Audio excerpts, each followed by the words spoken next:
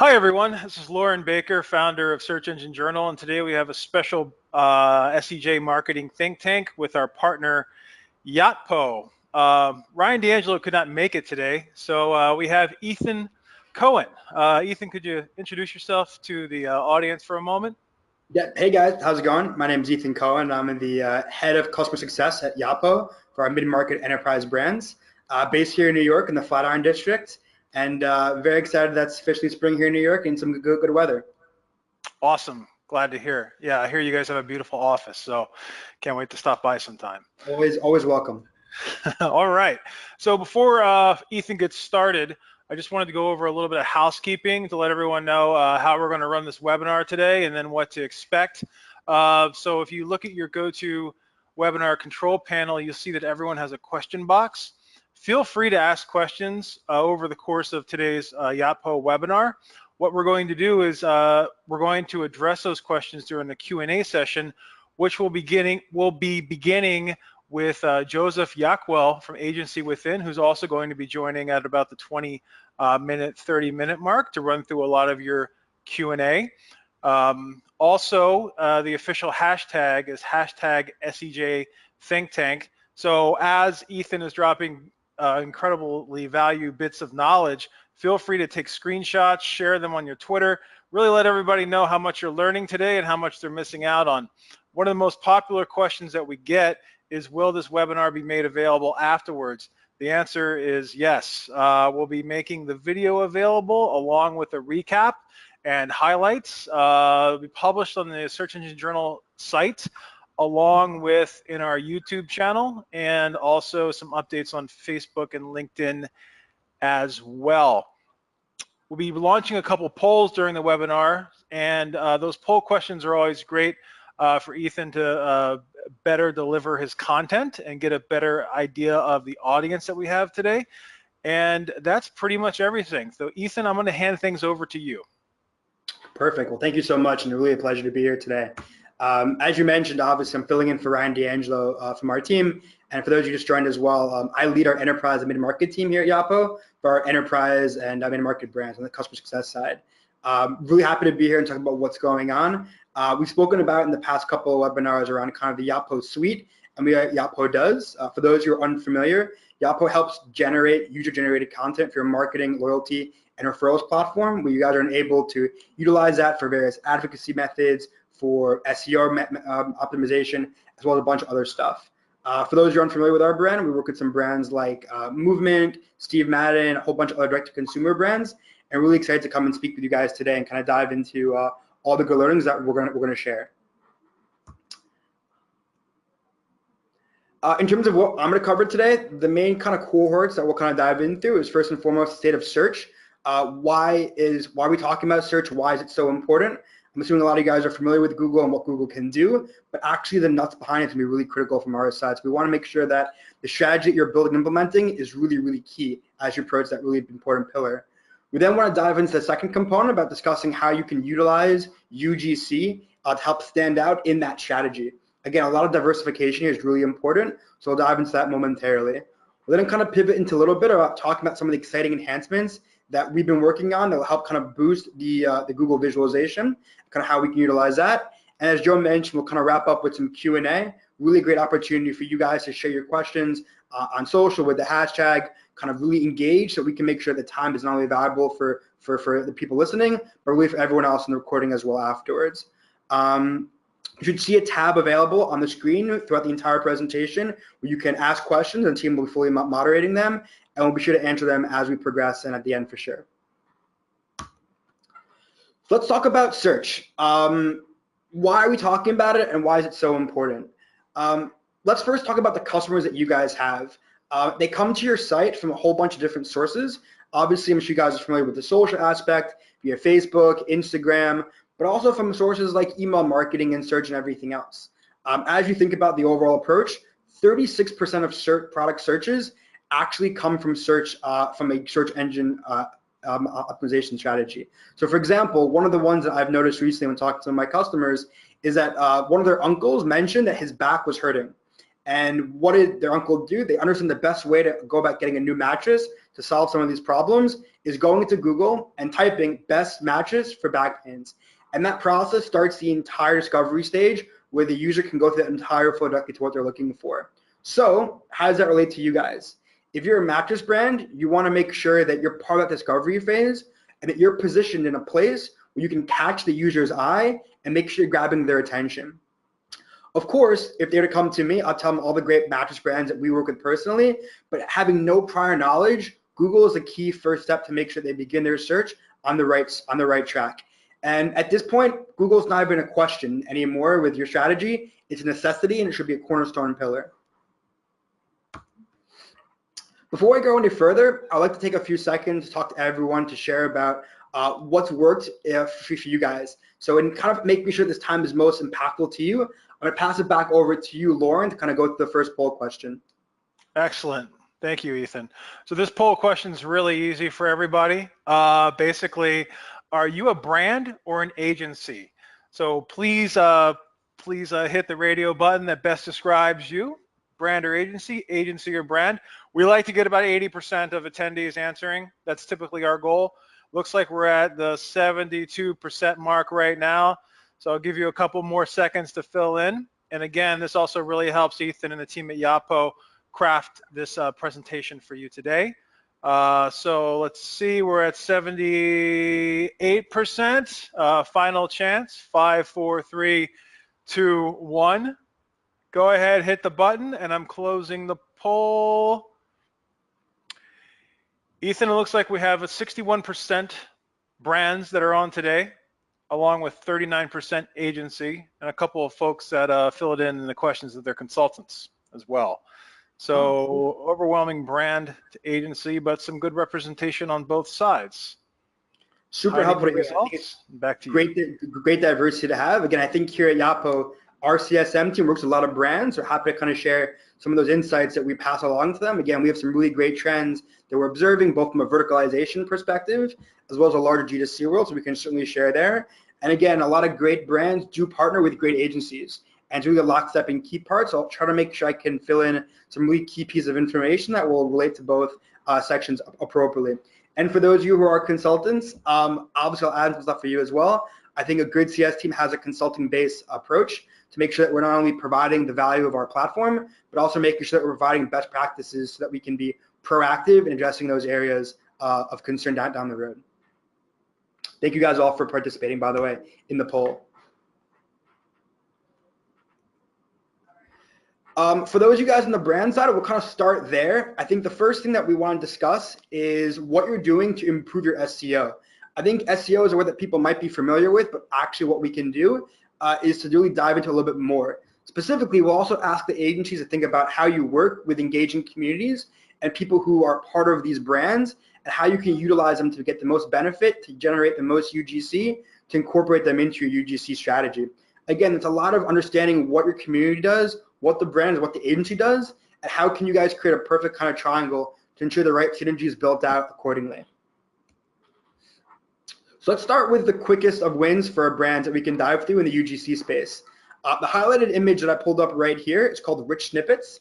Rich Snippets allow your brand to showcase social proof in the form of star ratings that are directly tied to organic products results. So as you can see right here in this screenshot, this ties directly to the product-specific reviews that are on your site.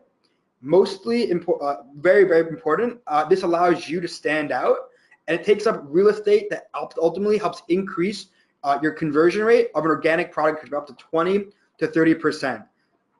Rich Snippets doesn't have requirements outside of having one minimum review on the product pages, and most importantly, it requires a proper markup that allows Google to ensure that you're pulling the right display into the star ratings. What markup, you might be asking, what does this entail? All that you need to do to ensure this is being done is making sure that you have the product's code onto your various Google pages that's relevant. It includes the price, availability, and of course reviews and aggregate rating. We'll dive into this later on specifically about what you need to qualify as well, but Google also has a tool that allows you to ensure that the product page URL is marked up correctly. It's a really quick, easy win to make sure that the content at its phrase and positions on your site is the method that Google needs. Should you have any questions about how this has been being done, I know Ryan's email is available for you guys to email. It's Ryan, RYAN at yotpo.com. And we're happy to walk through the various markups that are needed to ensure that you guys are getting the right ROI from the SEO perspective. Additionally, the next thing I want to talk about is with organic search, is I recommend having a dedicated reviews page on your site. This is one of the simplest things that you can do, but it really helps brands stand out of being a really key player in the organic search space. So before I start talking about a reviews page, did you know that over the past 3 years, Google has said that they've seen an increase of 80% in customers who search best product or best reviewed product names as long as the company name reviews? This shows that customers and consumers are really looking to understand from past shoppers, what are people saying as they rate these overall reviews? They're really looking to other consumers who've purchased the product and have written that review to understand what's important. So it's really saying that no longer are consumers really affected by just great ads on different platforms. They really want to meet, engage, and hear real thoughts from real customers so they can make those decisions at the right speed. Specifically, the dedicated reviews page does exactly that. It takes all of your review content, both from a product and a brand perspective, and aggregates all those reviews onto a single consolidated page. We recommend setting this up in the hyperlink where you normally see your page like yourcompany.com/reviews. So it's easily searchable by Google, easy crawlable, and again, it can be easily hyperlinked onto your footer or your header of your website, so it can easily be visited by customers who are visiting maybe for the first time. The reason why this is also critical is because Google allows you to pick this up as one of their top search results when people search for your brand name plus reviews. So if I have a business called Ethan's Bagels and someone searches Ethan's Bagels reviews, I want to make sure that the search value that I've generated for your reviews is being pulled onto my site. So a pro tip that we'll dive into here is that we really want to make sure that you're showcasing the right reviews in the right space, and we really are celebrating the customer photos as well. So what you'll see here on this individual page is that not only are you showcasing the reviews, but you can also showcase some of the photos that also come into play on these galleries. So it takes what might be a photo of a real product, how it might be intertwined with the review source as well. So as you can see in this example, Hello Molly, not only are you seeing the reviews from Kelly G and Uma T, but it also allows you to see specifically some of the photos taken from both social media like Instagram, as well as submitted via the email after purchase, so that you can visualize what the product looks like in the real world. Again, that face-to-face real experience is very valuable as consumers are thinking about going through the complete flow for the purchase. The next piece I'll mention to you, and we'll dive into this in a moment, is looking where you can actually see the SEO page. So I mentioned this to you guys before a little bit about how brands are doing this, and this is a great example from Brooklinen, a great brand here in New York who sells sheets. Specifically, as you'll notice here in these screenshots, is that with Brooklinen, it's a very, very competitive space. There are a lot of websites, a lot of brands who are selling in their space. So making sure when someone searches Brooklinen reviews, that users come to them as the first organic search result is critical from this side. So as you can see, the dedicated reviews page on the right is actually part of their website, and that page is pulled directly from the organic page directly from Google. So because more and more reviews are being pulled into that page, Google has the ability to rank that higher to ensure that brands are easily pulling in that content. So when someone searches your brand's name plus reviews, they're landing on your site, and you have the opportunity to rank as high as you can, despite other people being in that crowded space on your side. Creating a dedicated reviews page is just one way that you can appear higher in search. Another key factor is determining the web page SEO ranking and overall content. As we've been talking a lot with the SEO perspective, Google takes into account all types of media. I showed you guys both reviews and some photos, but it's also a conversation around videos and how does Google really make sure that that content that's being generated and displayed is really being impactful. There was a really cool study that came out earlier in the year from Cisco, where they basically said that video forecast is expected to complete 80% of all internet traffic by the year of 2019. So if you think about how Google and other search engines are optimizing towards that, we want to make sure that other areas beyond just content of reviews and photos, additionally videos, become a key part of consumers' demand as part of that search results down the road. So though it's not a big part right now, you in a consulting world want to make sure that you're already getting ahead of that curve, that videos are becoming a large part of your strategy as this continues down the path. I'll pass this over to you, Lauren, back for the second poll question. I'll kind of take a quick breather on my side. Excellent. Thanks, Ethan. So next question, pretty simple one as well. Are you currently leveraging user-generated content to boost SEO? So if you're leveraging a service like Yacht, maybe some others that are out there on the market, are you leveraging things like having people send in reviews via mail and then publishing them on your site, or something as tedious as that? Let us know, and let us know via a yes or a no. That's the easiest way to do so. So it looks like we have 60% have voted thus far. I'll give you a couple more seconds to let that come in. If you could please vote and get us up to about 80%, that would be fantastic. I know a lot of you are on right now. So 5, 4, 3, 2, 1. Okay, last chance. I'm going to close the poll. Ethan, it looks like 60% of, or 59% of the attendees are not currently leveraging user-generated content, and about 41% are, right? So that can be UGC in terms of reviews, in terms of, you know, whatever you're adding to your site, but that's really good to know, especially, I mean, that tells me that about 60% are not powering what Google is serving in terms of rich snippets. So that's a huge opportunity for most of the attendees on today. Yeah, this is super helpful. And again, kudos to the 41% of you guys who are actively already utilizing this. But to the larger 60%, I think is a really cool opportunity to understand what we can do here. Again, just taking a quick little aside here, I think if you look back 3 or 4 years ago, Google was thinking about how they were indexing various websites. And one of the big contributors that Google was indexing was websites that were optimized for mobile, specifically making sure that when you went to a mobile device site, that it actually worked as flawlessly as it did on a desktop. Now in 2019, it seems almost obvious. But again, it's getting ahead of these trends and getting ahead of these curves. So when the curves actually are mainstream and populated, that's not the time that you're starting to do that work. You're putting the early work now. So for those of you who haven't really started thinking about the UGC strategy and bringing in content from users into your site, really making sure you're utilizing that social proof is really pivotal now. So when it does become into a mainstream effect, you're prepared and ready to go. And again, we'll dive into some more of these strategies and how we can tackle this. For those of you who are looking for more suggestions beyond the things I'm talking about today, I really do encourage you to reach out to our team. Again, we're going to use my colleague Ryan's email address, Ryan, R-Y-A-N, @yachtpo.com. I'm happy to dive into any of these strategies. Again, a lot of them are really unique that we're seeing across some verticalized pieces. So if you're in a home electronics space, or if you're in a fashion space, or if you're in a wellness and cosmetic space, making sure that you're doing what your other competitors and brands are doing, so that as you're looking to obtain more and more market share, you're able to compare and contrast those different various strategies for diversification. So now that we've covered the SEO benefits and some quick wins, I really kind of want to dive into more of the paid search strategy right now. And everything kind of starts really with AdWords. So as you probably know, Google has a list of trusted partners that they allow to really utilize the Google seller ratings. Yacht is one of these partners, which is really cool. So we allow you guys to generate and gather Google seller ratings, which can attribute to a significant increase and a conversion rate increase on your paid AdWords campaigns.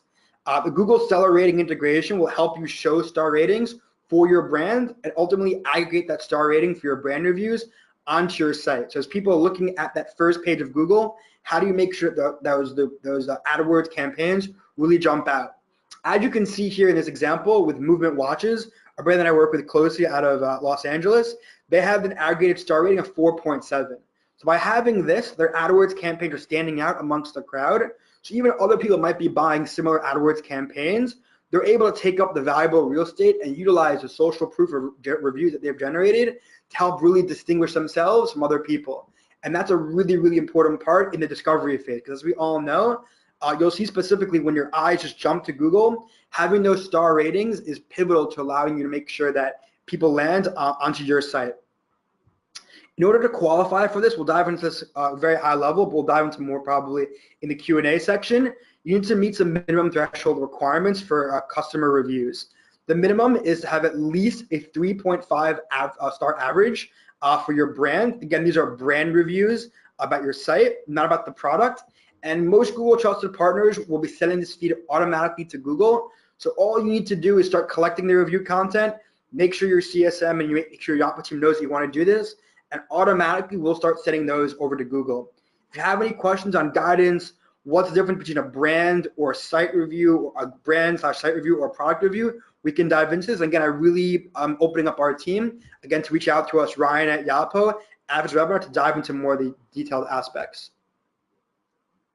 Now let's look at the Google Shopping integration, which is also a benefit of Yapo being a Google trusted partner. Google Shopping is continuing to become a large traffic generator for many brands, and an important aspect for agencies to also think about as they approach various customers that they work with. Again, attracting customers who already know what they're looking for with clear intent is a really powerful thing. So similar to Google seller ratings for AdWords, which are again ratings for your brand, the Google Shopping integration helps your shopping ad stand out by showing the aggregated start rating for each product. What we've understood from Google and from our partners is this can improve your ad by up to 24% on conversion, which again is a huge separation for you versus your competitors. In order to qualify for these, pretty straightforward again, you need to have no less than 50 total reviews across your products, which is pretty easy to accomplish, and you need to have at least 3 minimum reviews on that specific product that you're looking to promote. So pretty straightforward, 50 total reviews and 3 for that individual product. You want to make sure that your catalog also is aligned with Google Shopping feed. So as Yapo or your trusted partner is sending that content to Google, making sure that the review content matches, and this is done through the unique identifiers. There's a whole bunch of different ones that you can do. And this can get a little bit complicated at first if you're not familiar with it, but any team here at Yapo or any of your agencies can help you guys make sure that your unique identifiers are matching so that the reviews you send to Google are being reciprocated and received and displayed onto the SEO opportunity for paid search. The last topic that I want to kind of touch on before we jump into the Q&A is kind of talking about how we can leverage feedback from your community that you're currently already gathering in terms of purchasing your products in order to enhance your larger Google strategy. And what we're talking about here is kind of like, how do you work smarter versus working harder specifically? So you'll see here in this example, and this is part of a screenshot from Yapo Insights dashboard, is that general terms such as bracelets are very difficult for companies to bid on unless you have a huge budget. But the ROI of the ad can be actually really impactful. So for example, by bidding on a more specific term like red bracelet, you have a better chance of having your ad appear in front of someone who's actively looking for that process, that prospect of a red bracelet, as there might be less competition in the general term. And as everyone's collecting feedback in multiple ways, some people are looking at it through Facebook, through Instagram, some from comments, some through customer service tickets. Think about ways that you can really drive the best opportunity to understand what your customers are saying. And with the Yapo Insights platform, you're able to aggregate all the key topics that your customers are sharing in your reviews, getting a really clean sense of what are repeating words over and over again, and making sure that your marketing and your paid search strategy comes off of those things. So if you might say, hey, we know that red bracelets are a really important term, but it's not appearing a lot in your reviews, that might be something that you might need to change course and make sure that you're actively going after the things that have the highest opportunity to yield results. This will mostly wrap up the presentation from my side. I appreciate the time with all you guys diving into stuff. I've been looking at the side, you guys asking a whole bunch of questions. I'm super excited to kind of start diving into them, but I'll kind of pass it back over to you, Lauren, a little bit to kind of dive into the next section, and obviously diving into some more components with Joe on the agency with Inside. Great, thanks, Ethan. It looks like Joe Rockwell just joined us as well. Hi, Joe. Hey, how's it going? Good, excellent. So to your point, Ethan, yeah, we have had a lot of questions come in during the course of this webinar. A lot of those questions have been on reviews and UGC, of course, but then also a lot on the paid Google side, especially from a shopping perspective. So I'm going to start out with a couple of the UGC-oriented questions, and then jump right into Google Shopping as well. But if you have a question that you'd like to ask, please go ahead and drop it in the question box, and we'll go over as many as we can. First question that's Yacht specific. Are you considering adding video content to your UGC platform, or is it written reviews only? Yes, so we are thinking about that. That's currently something that we are getting a lot of feedback for, and I believe that one of the things that really separates and helps Yapo grow is the feedback from our customers. So finding things our customers want to do is pivotal to us. So we're currently in the stage right now of understanding what limitations we want to have, what we want to get videos from, what we want to do to ensure that when we launch this, it's the most impactful product to everybody else. So the short answer to your question is yes, we are considering videos, and we're very excited about finding ways to add it to our larger UGC platform. Very cool. And the next question is, a lot of SEOs are very used to seeing Google reviews, seeing reviews from other third parties. I think in one of your screenshots you had the brand site ranking above a lot of the review engines out there. Are the Yapo reviews that you show, or are they a mash of multiple third parties, or are they all generated through the brand itself? So do you have the ability to import from things like Google or other services? That's an excellent question, and it's really, really important that we get this really clear. All the reviews that appear on the dedicated SEO pages are reviews that are owned and managed and collected by the brands themselves. These are not third-party reviews. Again, it's really, really important to us that the brand's reviews are viewed as authentic sources of people who've experienced the brand and their products. So from our side, all the reviews that we're generating are all coming through the brand. And what makes Yapo really powerful is that because of the fact that we have a great inline email that helps generate so many reviews, we can make sure that that dedicated reviews page is always flowing with lots of valuable content and reviews, which will ultimately help push it higher and higher and higher and make sure that it will outrank organically other third-party and unverified sites that are not confirmed in that section.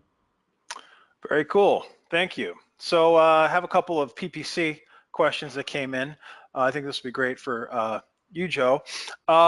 Is it best practice for a brand to bid on their own name? We saw some examples where it was the brand or brand review. Is that something they should be doing? Yeah, absolutely. And I think a lot of people are really asking about this. And I think it's interesting because it's typically seen as something that maybe you don't need to do because you're already showing up in organic results. People already know my brand. They're looking for me. They're going to find me anyway. We hear things like that from brands all the time. Recently, we've been running a lot of these incrementality lift studies where we've actually been either sequentially testing or through other methods trying to really tease out exactly how incremental brand search is. And the answer that we've been finding is that it's not 100% incremental, but it doesn't need to be in order to back out or be the right decision because the ROI is so high on platform data that even if I were to tell you that only 50% of it is incremental, it wouldn't change anything in terms of how you allocate the budget there, simply because even at 50% of that revenue being truly incremental, the amount of money that you have to spend to generate that revenue, it's still coming at a better return than likely anything else that you're going to put to work in market. So it's pretty rare that we find it not be incremental. We've had use cases once in a blue where an exact match term with like the www.domainname.com, all an exact match, has been not incremental, but that's really been the only exception that we've found from our testing. So overall, certainly should be buying your own branded terms, but you do need to make sure that you're doing certain things to control that with, for example, using like a max CPC bid cap at a minimum so that you're not buying that 100% impression share if that last percentage of impression share maybe comes at a crazy high cost or a really low return on investment. You don't need to go to 100% just to say that you're bidding on branded search. Sometimes it's actually way more economical to be at 99%, and that last 1% can actually save you quite a bit of money. Great. And then also, if someone's searching for a brand name, they typically Google typically shows the homepage first, right? If they're bidding for their brand, should they be utilizing their homepage as a landing page, or are there any other pages that they might want to utilize from an e-commerce or trust building perspective? Yeah, I think it really depends. I mean, we're very data driven, so we're not going to say that there's a blanket statement here of homepage or not. This is something that is very testable in the platform. We use DoubleClick, which is now SA360, for a lot of our bidding and also for testing things like landing page variation. I would say that homepage can work really well for really broad branded queries, but branded queries are also not all the same. For example, we run performance marketing for brands like Nike and Hugo Boss and Spanx, and if somebody's searching for Spanx leggings, versus, Spanx, alone, then that's actually a very different kind of query. And if someone's searching for something like Spanx leggings, we want to drop them on the leggings page. If someone's just searching for Spanx, maybe it does make sense to drop them on the home page. This is really a testable proposition, and for branded queries that have a lot of search volume, you should certainly be running these A/B tests. Great. And then one more AdWords question that came in was, in the addition to serving the review stars or whatnot in your ad, are there any other links or opportunities to serve different things that will increase click-through rates? For example, a link to top categories, something along those lines. Yep. So I think you're referring to site links and site link extensions, which, the way that we like to think about the overall search results page is that it's like real estate. You want to take as much real estate on the board as possible.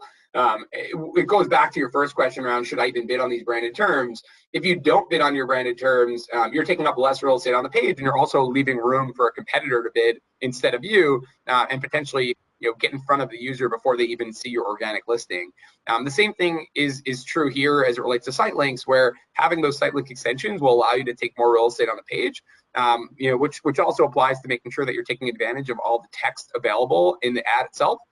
So definitely recommend site links. Also recommend that you have different site links for different ad groups to make them as relevant as possible.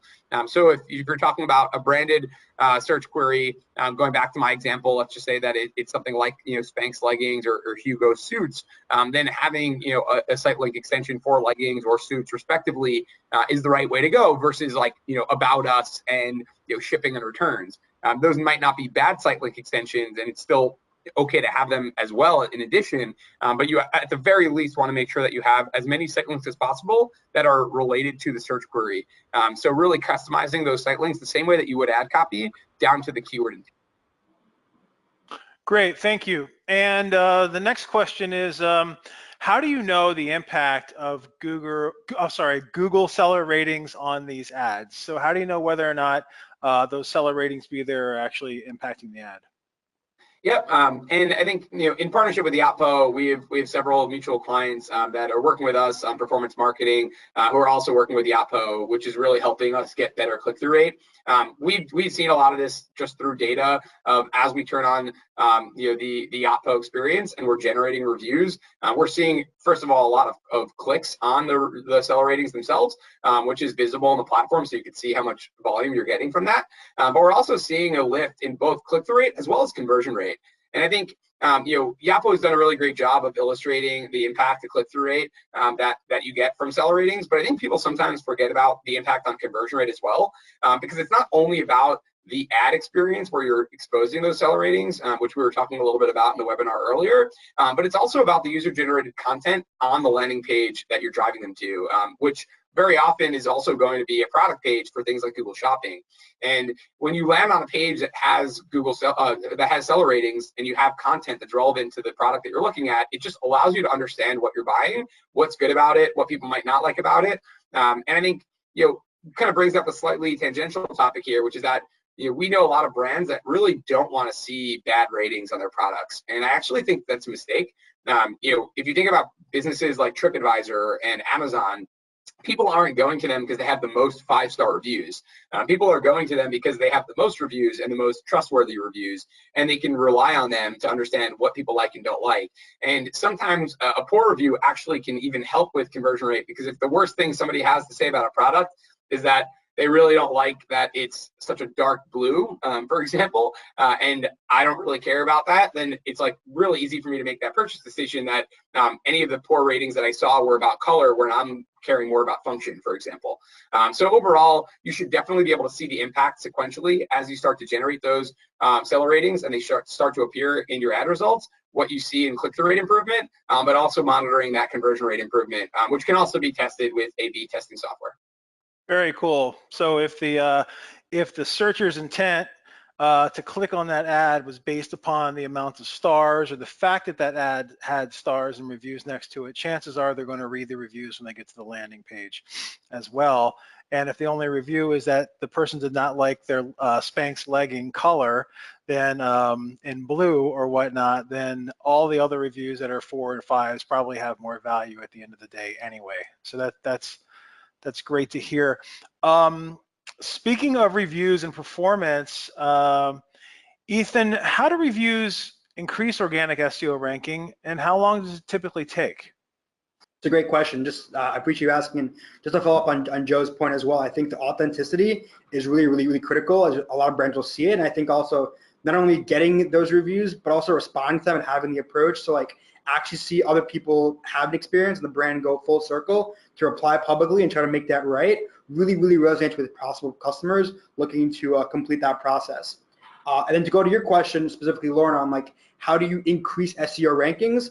I really look at it as a really big power move here. About the more high profile reviews you can generate, the more you can have higher SEO, the more you can see in that direction. And it all comes back to gathering that content. So one of the parts that Yacht does really well is we're able to generate content at an incredible rate due to our proprietary inline function, where when a review request goes to a customer automatically after they purchase a product X number of days, we have the ability for the user to write that review directly in the email itself. So they don't get redirected to a separate page. They don't have to sign anywhere else. It's really clean. They can write that information. And then from there, that can get generated on our side and we can send it. More orders, more reviews, more SEO values, overall pull in SEO rankings. And in terms of how long it takes, Google gives a kind of a wide range. It's normally between 2 to 6 weeks. Again, once you kind of check off those requirements of X number of reviews for seller ratings and Y number of reviews and requirements for product reviews, it's around that 2 to 6 weeks mark. Excellent, thank you. And by the way, I used that mail form the other day. Like it was about 2 or 3 weeks after I had ordered something from one of my clients, and it worked. I like the fact that I could do it within the mail as opposed to having to click over to a site that I don't know if it was mobile friendly or not, right? So yeah, even from a user perspective. For sure. Yeah, from a user perspective on a mobile device is amazing. Very straightforward question. Does Yotpo currently integrate with HubSpot? I will double check. I don't think so right now. I want to go through. I know I haven't stayed up to date with our tech stack at the moment. I don't believe so, but if you give me a couple of minutes when we wrap up this call, I'm gonna double check with a colleague right now and we'll get confirmation. Okay, excellent. So in addition to sending the email follow-up, are there any other recommended ways to boost reviews? Yeah, so one of the easy ways that we do also as well is we do reminders. So in case someone has forgotten to write that review, we can obviously send the reminder. But a really cool piece as well that we have been utilizing is really focusing on the lifetime value. So we're able to kind of create an opportunity where we can generate coupons for brands. So once they write the review, they can say, listen, we understand that it takes some time to do this. By sending a review, we're able to offer a 5, 10%, whatever coupon you want. So not only are you thanking that customer for participating and sharing this very valuable content, both for SEO performances, for your product team, for your marketing team, but also more importantly, it can be utilized to buy in the next purchase. So it comes a repeat purchases down the road. Awesome. And then one question I had come in a lot was really, what is the difference at the end of the day between a testimonial and a review? Because there's a lot of sites, and I take it a lot of the SEO audience that's on maybe already has a testimonial page on their site. So could you quickly go over the difference between the two? Yeah, I think the terms are pretty used interchangeably, but the way that I view the two of them is that a testimonial might be more of an experience-based thing, where you're completing that flow, while a review might be more for a product thing. I have seen for what we've been doing on our side right now that some brands do interchangeable. Again, we have a couple of brands that work in the travel space or they provide various experiences. Those could be testimonials, but we convert them into reviews so they can get pushed through the normal Google flow. So I view them as interchangeable for most cases, but from our side, pretty confident that we can utilize those and convert them into the needed product review template format so Google can utilize them. Excellent, thank you. Had a lot of slides about Google Shopping, and some of the questions that came in were, should I be running ads for all the products in my inventory, or ads for only select products, maybe even ads for products with more reviews? How does one decide or determine which? Yeah, I think it's a good question, and in general, we really with Google Shopping want to see as many impressions as possible, and we use bidding to make sure that we're not overspending or underspending on any individual SKU. There's really no reason to not include a SKU in your shopping feed. The only reason I can think of is that you have no inventory, which would exclude it from the shopping feed anyway, or you have really low inventory that you're going to sell through organically and you don't need to put budget behind it, which is a really important tactic for brands that are not always in stock, because there's no reason to put money behind inventory that you're going to sell through without paid advertising. So barring those minor exclusions, you really should be including the full product feed. And then using bidding strategies to make sure that you're taking the most advantage of the SKUs that have the best return, that you can get the most volume out of. And there's a lot of ways to optimize your feed and optimize your campaign structure and your bidding strategies to do that. But certainly would not recommend excluding products from the feed just because they don't have reviews. One of the ways that you're going to get more reviews is by getting more transactions underneath those products, so that you can send out those review questionnaires to them. Is there anything specific to add to the feed or include in the feed for increased optimized ads? Yeah, so feed optimization is a really big part. I think some people forget about that in terms of optimizing the campaign, because they're so focused on the campaign inside of the platform that they're forgetting about feed that goes to the platform in the first place. We do a lot of feed optimization in terms of making sure that we have the kind of search queries that show up and trigger that product in the feed itself, optimizing product titles, product descriptions, product types and categories, and just making sure that we're constantly doing that in a rinse and repeat, because as you see new queries tie to those SKUs or new SKUs appear in the feed that will then generate new search queries, we want to make sure that we're plowing that back into the feed optimization itself. That is all super important, along with the product identifiers and making sure that you have accurate information around manufacturer part number, SKU, UPC, and things like that. And if a company does not make their own products, if they're reselling another product, what do they do in regards to unique identifiers?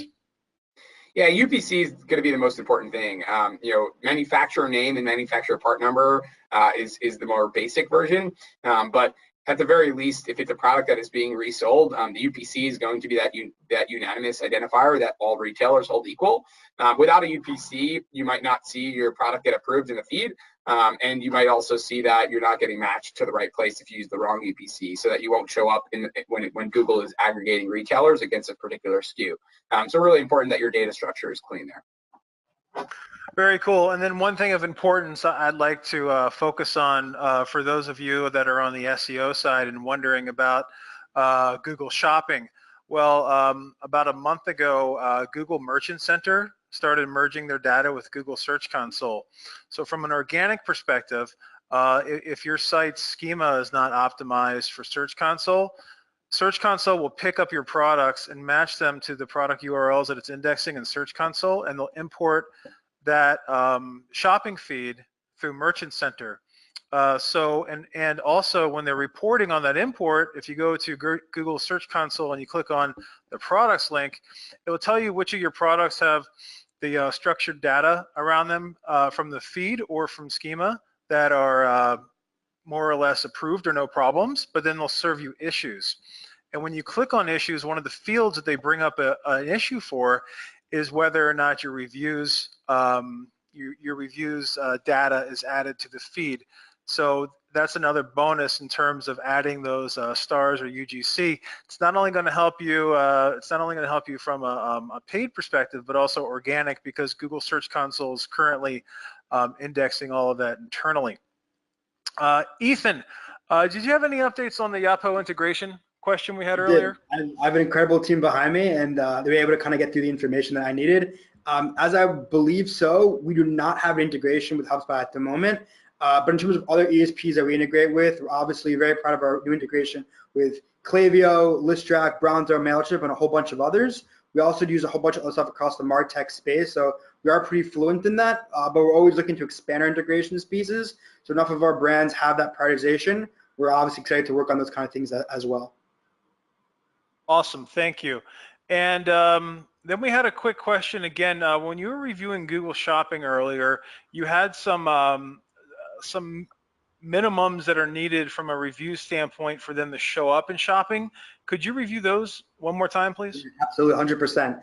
So the important part for the requirements of a number of reviews that you need is 50 total product reviews. That's just 50 reviews across your entire store, which is something that should be pretty easy to do. And then for a shopping ad to be applicable for that product, you have to have at least 3 reviews for that product. So if you have 100 reviews, you obviously qualify. But if none of your reviews have more than 1 review each, one of your product have more than 1 each, those will not qualify just yet. So it's really, really important that you have at least 3 reviews for those products. And the third requirement, which is kind of self-explanatory as well, is you have to make sure you have a verified Google partner who can facilitate that process for you.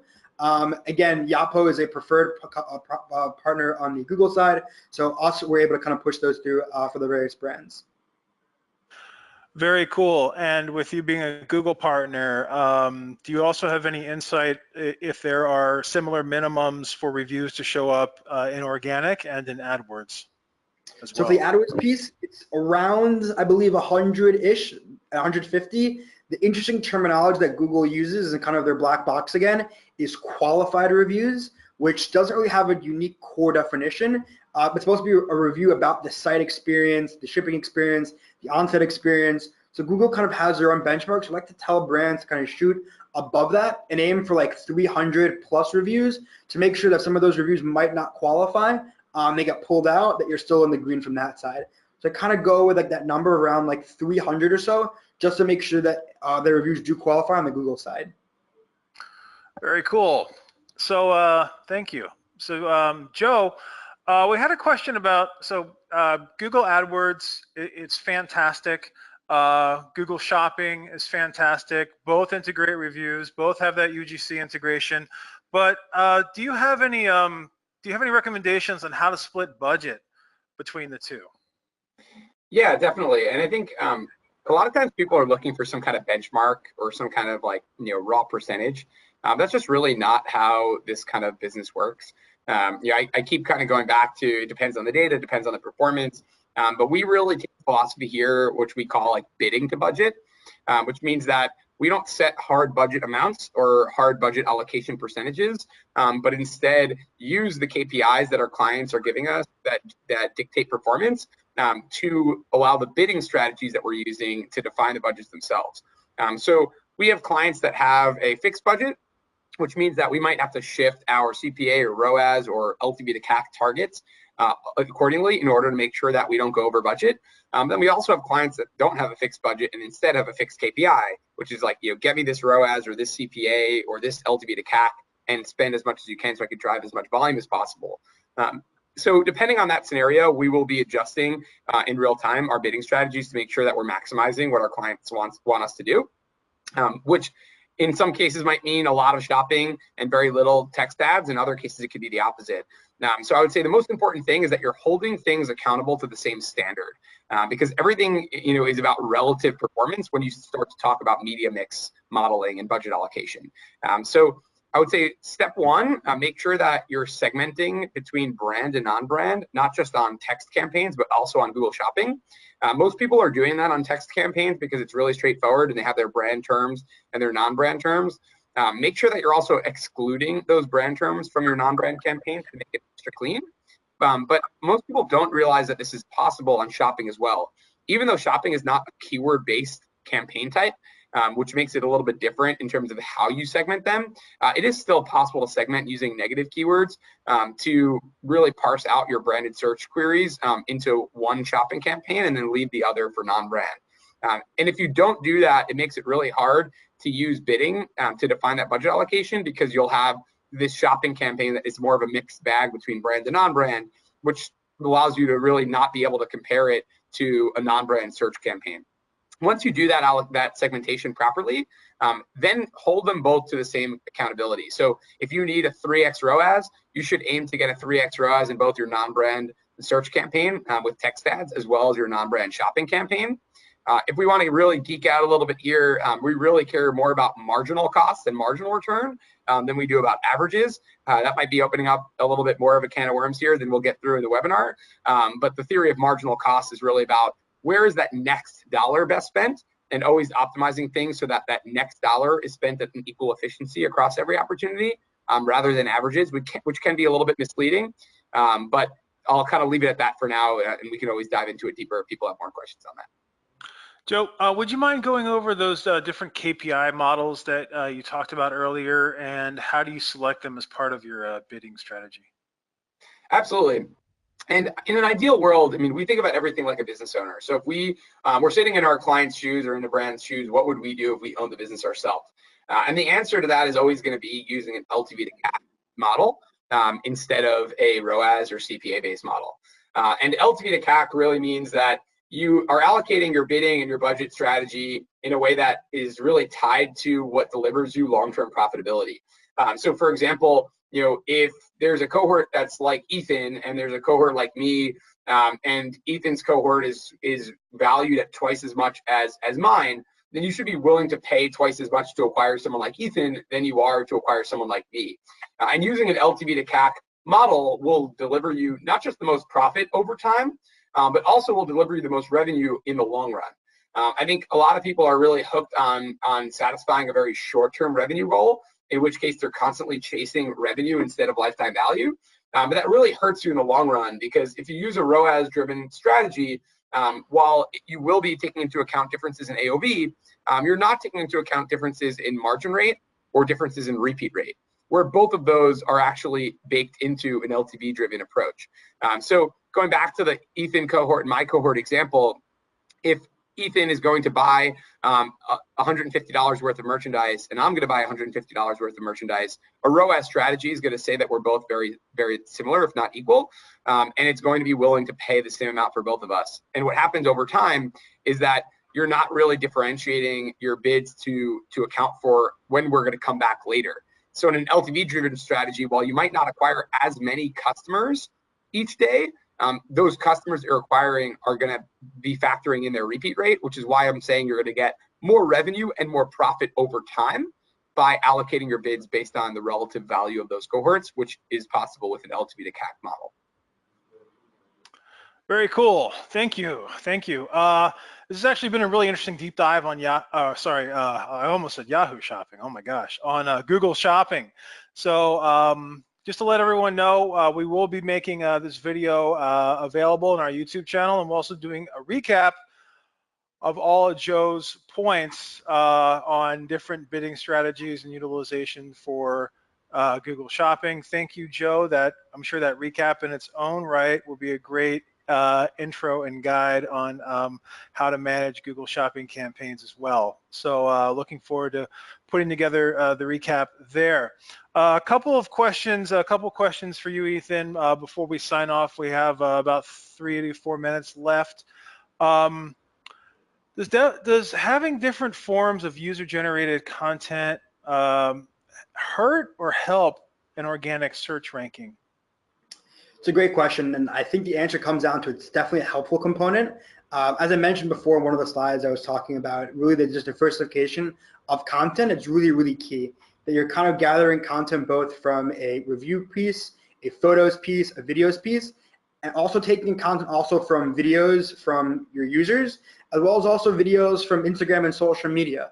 Finding ways to take different areas where content can be generated, gathered, and collected, and displaying them. I think in the overall organic search ranking piece, Google is going to be looking at seeing which sites have the most amount of organic content on their pages, and who's keep putting more and more and more that Google is seeing them as a fresh space. So I think, to me, I think having different forms of UGC will definitely be important, and diversification amongst many other strategies, of course, also in the paid and social ad space as well, is the good move to make there. Very cool. And in addition to just adding the UGC on the page, what are some ways that you can use user-generated content to improve the brand's overall SEO strategy, even on-site? It's a great question. I think it comes down to a couple different things. As Joseph mentions, a lot of our shared customers that we have, I know obviously there's brands like Greats and Low End Suns, a couple other ones have gone through like the funnel, seeing how they've generated content and certain keywords through their reviews and pushing them onto the bidding side is really interesting. So we can actually see what topics in terms of being used over and over and over again in the reviews, analyzing that content, analyzing those insights, and applying them to the bidding structure, I think is really, really key here. For example, it's springtime, almost summer here in New York. So a lot of people going out to like the Hamptons. So making sure that you're bidding on keywords for maybe a weekender bag or something like that, where you're the preferred bag that you're seeing a lot of people talk about, that experience that they're finding success with, and making sure it's part of your bidding strategy, I think is really, really, really key here. So again, finding ways to take what people are saying and making sure you're optimizing into your SEO strategy on what the people are sharing, so other people who are like them and looking for similar things can land on your page and land on your sites. Yeah, and I'll just add one thing real quick here as well. Don't forget about leveraging that kind of content in your ads as well, in terms of using some quotes, especially around giftable times of the year. So whether it's a quote from somebody who got a gift, whether it's a quote from somebody who gave the gift and talked about the experience from the recipient, and using that in your ads, whether it's on search or on social, things like that, is also a really powerful way to leverage that UGC content. Absolutely, yeah. Yeah, that's a great example of implementation beyond just ad copy, right? So that's a great tip. Thank you. And if I see those in the retargeting ads on my computer, I'll know who's managing that campaign, more than likely. Again, thank you, Ethan. Thank you, Joe. We had a lot of content and a lot of information today. Just a reminder for everyone, we'll be sending out the video for today's webinar, along with the Yacht post slides and everything else, to all attendees and registrants of today's Marketing Think Tank. Also, guys, we had a lot more questions come in, so we're going to be sending them over to both of you. So Ethan and Joe are going to be reviewing a lot of the questions that you wrote in with, especially more Google Shopping ones that popped up towards the end of the Q&A session. So what we'll be doing is taking the transcript along with any additional insight that both of them can give, and publishing it in our recap on Search Engine Journal. Again, Ethan Cohen from Yacht and Joe Rockwell from Agency Within, thanks again for doing this webinar today. We've had great feedback from our audience, and we're looking forward to hearing more from both of you. Thank you very much. Thanks so much, guys. Okay, thanks again, everyone that's attended today. Just to let you know, before we sign off, once we go ahead and end the webinar presentation, you're going to have a short survey. If you could take just a couple seconds to fill that in, give some feedback for SEJ and the Yacht team, and help us do a great job here, even make things better in the future, that would be fantastic. Again, this has been Lauren Baker, founder of Search Engine Journal, with our partner Yacht, Ethan Cohen, and Joe Rockwell. So thanks again, gentlemen, and talk to you soon. Thank you. Thanks, Lauren. Take care. Bye-bye.